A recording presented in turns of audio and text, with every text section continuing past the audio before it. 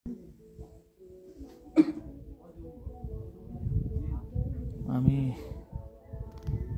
ताप्लेजुङ पाथिबाराको ठ्याक्कै गेटैमा आइपुगेका छौँ अहिले। ठ्याक्कै यो गेटबाट हिमस्टन खोला यसरी देखिन्छ। हामी ठुलो फेदी भन्ने ठाउँबाट 4 घण्टाको पैदल यात्रापछि यहाँ आइपुग्यौँ।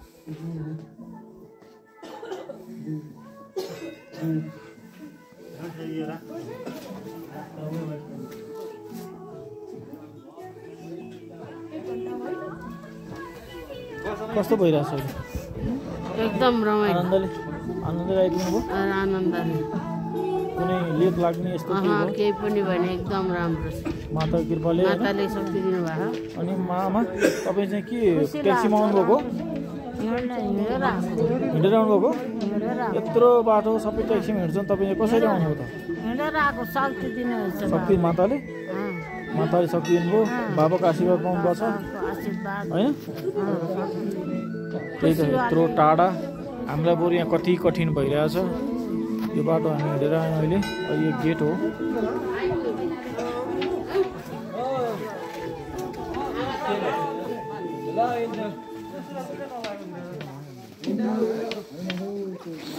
यस्तो घन्टीहरू राखेर यहाँ यस्तो घन्टी, ठुलो घन्टीको बनाइएको छ।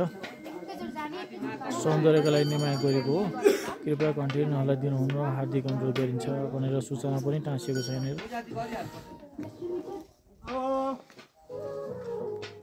घन्टीहरूको एउटा घरै बनाइदिनु भएको छ घन्टीले। यहाँ यस्तो संरचनाहरू छ। हिम श्रृङ्खलाहरू यसरी चाहिँ देखिन्छन् यहाँ। हामी 2 बजे उठेर निक्लेको। अहिले चाहिँ 6 बजे 18 मिनटको। हामी ठ्याक्कै भर्खर गेटसम्म चाहिँ आइपुगेका छौँ। हिमाल लाग्छ, यहीँ नजिकै छ। हिमालको काखैमा हामी बसिरहेका छौँ। यस्तो हिम श्रृङ्खलाहरू छ। अलिक घाम लागिसकेको छैन। घाम लागेपछि त्यसको मनोरम दृश्य अरू मनमोहक भएर देखिन्छ। गेट यही हो। हामी यहाँ पाथिबारा माताको हामी यो गेटबाट प्रवेश गर्छौँ।